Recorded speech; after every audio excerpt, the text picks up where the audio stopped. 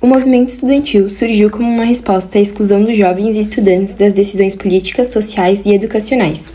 Ele nasceu da necessidade da organização coletiva para defender direitos, expressar ideias e lutar por mudanças na educação e na sociedade. No início do século XX, houve a organização dos estudantes. Em 1901, a criação da Federação dos Estudantes Brasileiros, primeira tentativa de unir os estudantes nacionalmente. Em 1910, houve a primeira realização do Congresso Nacional dos Estudantes, em São Paulo, o início da articulação política estudantil que tinha como objetivo lutar por mais acesso à educação e à voz nas universidades. Na década de 30, houve a fundação da União Nacional dos Estudantes, a UNE, principal entidade representativa dos universitários do país, que acabou se tornando o símbolo do movimento estudantil e participa de debates sobre política, cultura e democracia. Entre 1950 e 1960, houve a politização e a resistência dos estudantes, que passaram a defender reformas educacionais e sociais. A UNE atuava contra o imperialismo e a favor da reforma universitária. Em 1968, o auge da mobilização ocorreu com a Passeata dos 100 Mil, no Rio de Janeiro, contra a ditadura militar e a repressão. No mesmo ano, houve a morte de Edson Luiz, um estudante assassinado pela polícia durante um protesto, que acabou virando símbolo da luta estudantil. Na década de 70, houve uma maior repressão e, ao mesmo tempo, uma resistência na ditadura, uma vez que a UNE foi proibida e perseguida, mas os estudantes continuaram organizando reuniões clandestinas. Surgiram, então, os centros acadêmicos que lutavam pela anistia e pela redemocratização do país. No ano de 1980, houve a reconstrução da UNE e a nova fase, que incluía a UBES, União Brasileira dos Estudantes Secundaristas. Por fim, o movimento estudantil foi agente central em diversos momentos de disputa política e social no Brasil, não apenas no âmbito educacional, mas também na luta por democracia, contra a ditadura, liberdade de expressão e melhorias. O movimento ambientalista busca reparar os danos causados pelo homem na natureza e desenvolver métodos de progresso material que não danifiquem o meio ambiente. E é, ao mesmo tempo, um movimento ecológico, social e político, que surgiu no período da Revolução Industrial. Durante a Revolução Industrial, os homens passaram a causar danos em larga escala no meio ambiente. Rios famosos e necessários para cidades como o rio Tamisa, de Londres, ficaram degradados. Em 1610, a água do rio já não era mais considerada potável. Indignados com essa situação, algumas pessoas começaram a reagir contra a poluição de forma pontual e esporádica.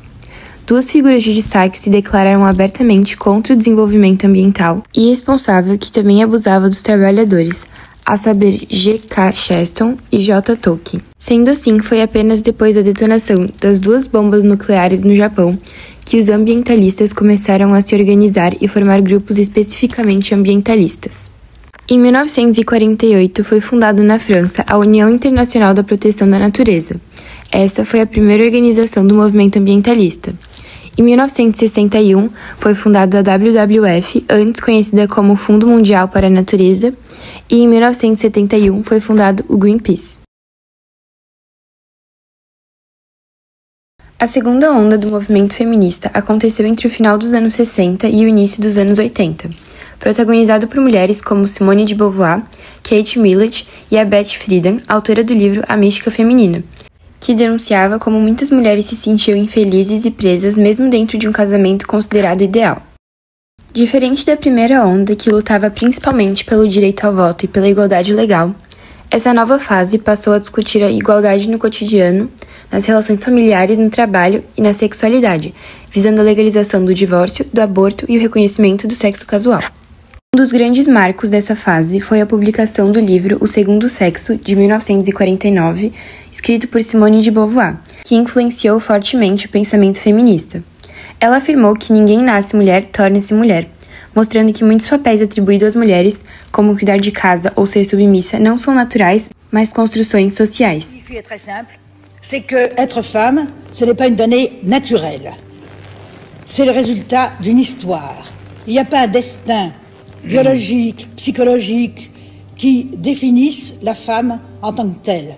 Durante os anos de 1960 e 1970, as mulheres começaram a questionar o papel tradicional que ocupavam na sociedade. Surgiram movimentos por igualdade salarial, direito ao aborto, autonomia sexual e liberdade sobre o próprio corpo. Nessa época, também se popularizou o uso da pílula anticoncepcional, que deu às mulheres mais controle sobre suas escolhas reprodutivas. Nos Estados Unidos, um marco importante foi a criação da Organização Nacional das Mulheres, em 1966, liderado por Betty Friedan. Já na Europa e na América Latina, o movimento também se espalhou, com protestos por direitos civis, igualdade no trabalho e contra a violência de gênero. Além da segunda onda, tivemos mais 3. A primeira ocorreu entre 1850 a 1920, onde as mulheres lutavam por educação e participação na vida pública, conquistando o direito ao voto. A terceira onda, entre 1990 a 2010, visava a inclusão de mulheres negras, LGBTQIA+, e de diferentes culturas, questionando padrões de beleza e papéis de gênero. A quarta e última onda teve início em 2010 e até hoje ela está em ativa, visando denúncias de machismo, assédio e desigualdade salarial, além de dar maior visibilidade digital e engajamento aos jovens. A primeira coisa que eu fiz foi de obter o voto das mulheres, porque parecia-me que havia muita desigualdade entre os homens e as mulheres. O movimento Black Lives Matter teve início em 2013 nos Estados Unidos, após a absolução de George Zimmerman, homem branco que matou o jovem negro Trayvon Martin, de 17 anos, na Flórida, em 2012. Após o ocorrido, milhares de pessoas ficaram revoltadas com a decisão da justiça, que não considerou o caso como crime de ódio racial. Em resposta a isso, a ativista Alice Garza escreveu no Facebook uma mensagem chamada Carta de Amor às Pessoas Negras, dizendo: "Pessoas negras, eu amo vocês, nossas vidas importam." Essa frase inspirou Patrisse Cullors, que criou a hashtag Black Lives Matter. We developed Black Lives Matter as a response, both in love for Black people, but also a response in rage for the ways in which our system has treated Black people for centuries. Logo depois, junto com o Pauta Match, as 3 fundadoras transformaram a hashtag em um movimento organizado com ações nas redes sociais e nas ruas. Dessa forma, nasceu oficialmente o movimento em julho de 2013.